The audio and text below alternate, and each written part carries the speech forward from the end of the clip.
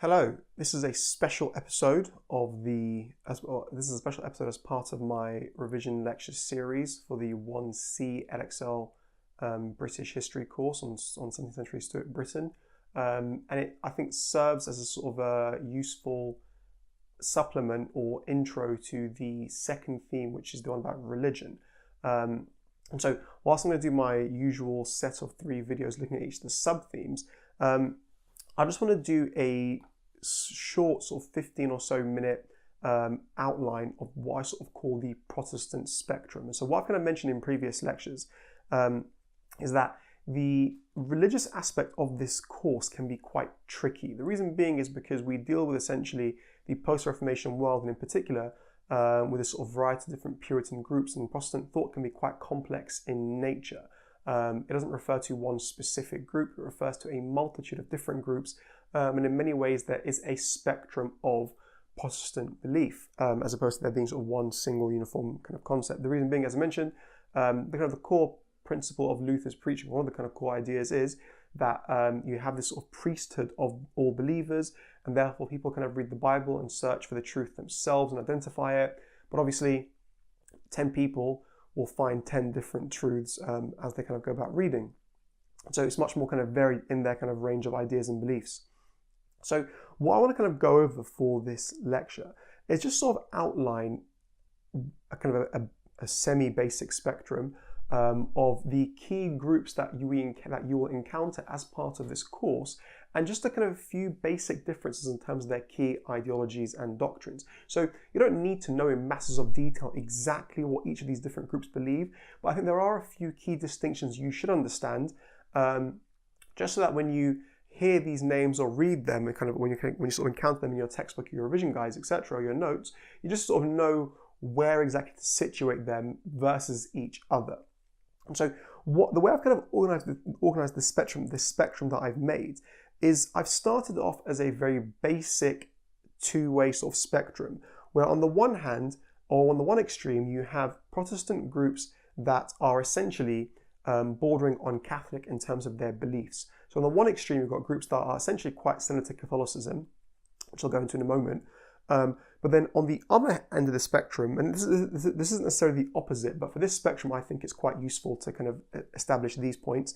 What you can consider to be the very radical Protestant sects, and I've sort of put under radical on the other end of the extreme, sort of semi-insane, because the groups that kind of exist on the very end of the spectrum are, to be honest, pretty insane.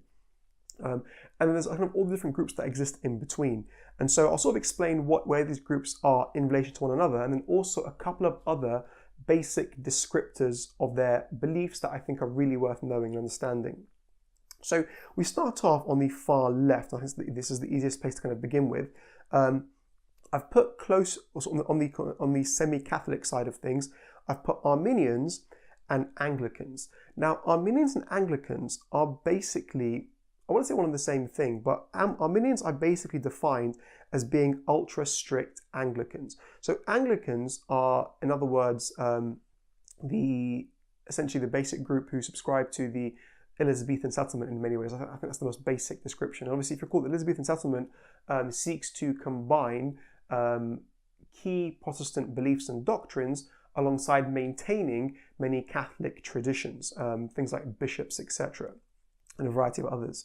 And so Anglicans, sort of your regular Anglicans, are close to Catholicism, but then Arminians are a kind of ultra strict form of Anglican that also in many ways takes them closer to Catholicism, because some of their kind of ideas in relation to sort of use of art and sort of music in the churches, where they put the altar, are sort of similar to Catholicism, but also in the way in which they demand very strict uniformity to crucial doctrine. Again, it's quite reminiscent of Catholicism, and also by its nature makes them strict Anglicans. So I suppose the main difference between Anglicans and Arminians are that regular Anglicans are willing to accept some kind of broad range of ideas. They broad, some width of belief within the church itself, to essentially include moderate Puritans, whereas Arminians would not accept Puritans whatsoever. And so that's going to be the main distinction between the two, but the two of them are generally on sort of this Catholic side of the spectrum. What you then get, and I've put a couple, this is where I've now introduced my second sort of line, is you get a bunch of groups that go to the right. And I've put, as you can see, a long line going across them at the top that basically says Puritan sects. So every group you essentially look at, outside of Arminians and Anglicans and of course Catholics, in this course are pretty much always Puritan sects, because Puritan sects themselves, like Protestants, Puritanism is not a specific defined set of beliefs.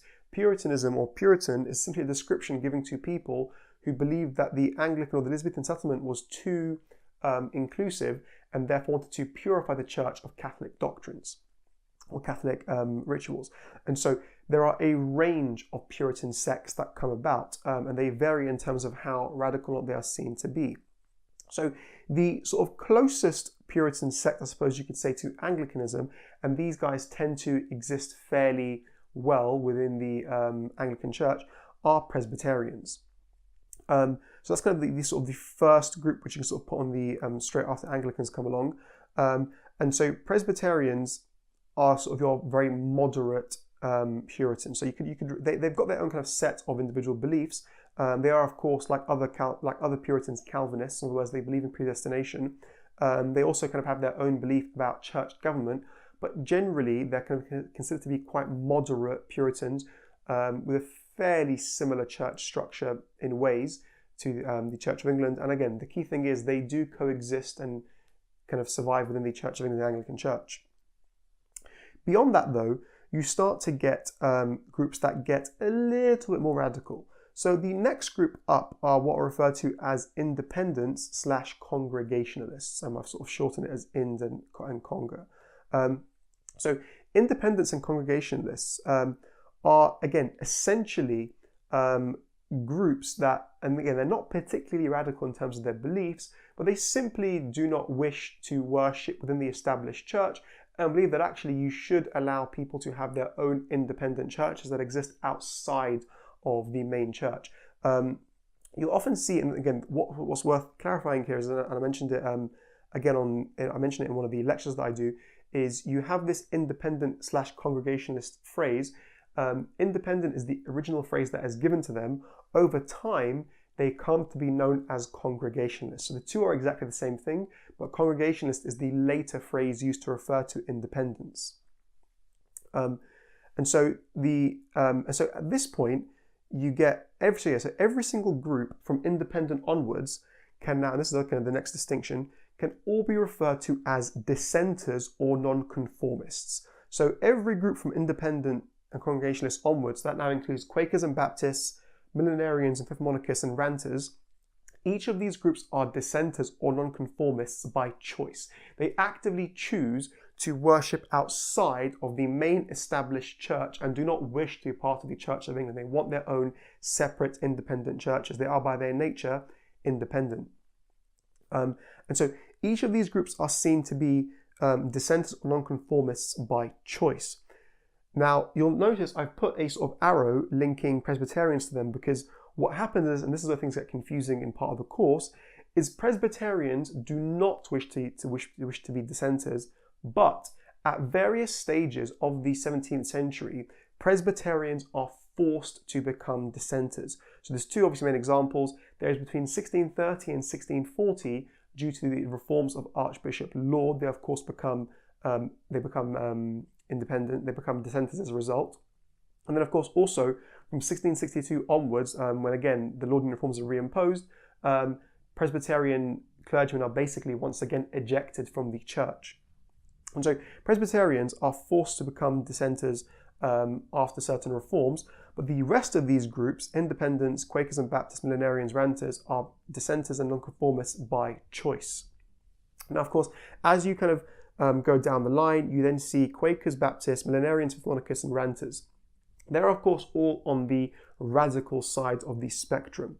And of course, they get more radical as you go along. So Quakers and Baptists are as your sort of original or initially seen to be fairly radical in some of their ideas. I've put millenarians and fifth monarchists as more radical. To be honest, that's up for debate. I would say they are more radical. I've put quite a lot of space between them. There arguably isn't so much of a gap, but they both seem to be quite radical groups. And of course, the ranters, if you've done your sort of 4C revision recently, you'll know that, of course, they very much belong on my semi-insane side of the spectrum, because they have all kinds of sort of crazy ideas. They, of course, totally reject the idea of sin, and they're involved in all sorts of quite socially shocking and various kind of unacceptable social activities, for want of a better phrase. And so, obviously, these groups do not all have, or are not all radical to the same degree. They have variation. In particular, Quakers and Baptists, in many ways, aren't so strange. It's just a few of their ideas kind of are a bit more socially shocking. But the key thing is, each of these groups, so from Quakers and Baptists onwards, everybody else in the country who is not them considers them to be radical. And so this phrase of radical and whatever, you'll see it used interchangeably. Oftentimes, radical is a phrase that is ascribed to them. And so these groups onwards are seen by everyone, who basically, except for themselves, obviously, as radicals. So everybody who is not them views them as radicals. So for example, even independent churches, who, and this is the key thing, and I've labeled, independents and Congregationalists are viewed by some as being radical, but even they view the rest of these groups as being radical themselves. So from their perspective, they're actually that is the independents, they're a fairly normal group, have fairly straightforward ideas and beliefs. They simply want independent churches, and from their perspective, that doesn't make them radical. Others, however, view them as being radical because they view the actual idea of worshipping outside of the established church as a threat to social stability and order, because of course the church is viewed as the guarantor of social order and social stability. And so they are viewed by some as being radical, but they of course view the groups beyond them as being radical as well. So yeah, that's kind of my basic set of distinctions between these different groups. That might have actually made things more complex for you. I really hope it hasn't. But I suppose those are kind of just the key things to kind of establish by each of these groups. So radical groups, in theory, anybody from independents onwards on my spectrum. Having said that, independents, you could argue, are not radical. It basically depends on who you're asking. But Quakers and Baptists onwards definitely are. But even within that, there is variation. So for example, millenarians and fifth monarchists, again, they seem to be quite radical because they're the guys who, if you recall, believe in the very imminent end of the world and the subsequent return of King Jesus to assume the throne. So they're obviously quite a radical sect. Ranters obviously go beyond that in terms of their radicalism. And then so that's that one side. And then of course, as I say, all of these groups from independent to ranter onwards are considered nonconformist and dissenter. But Presbyterians, of course, are nonconformist and dissenters not by choice but are forced into it, whereas those groups are by choice. And then, of course, these are all the Puritan sects. And so you can break these down further. There are other groups that exist as well, but these are generally the kinds of groups that exist or you might encounter in this course. And so you might sort of read it again in the textbook or revision guide and sort of be a bit thrown off by it. This is generally what they refer to. You don't really need to know much about their precise doctrines beyond this. Up until basically beyond this point, there isn't huge amounts you really need to know. So again, I hope that has clarified what some of these groups are for some of you. Again, it might have confused you even further. I really hope it hasn't. If there is a group you've encountered, or again, you're not sure what some of these things are, or what some of these distinctions actually mean, again, if you just sort of leave a question in the comment section below, I'll try to respond to it as soon as I can. And yeah, I hope that has been of benefit in terms of clarifying who these groups are. Thank you very much for listening.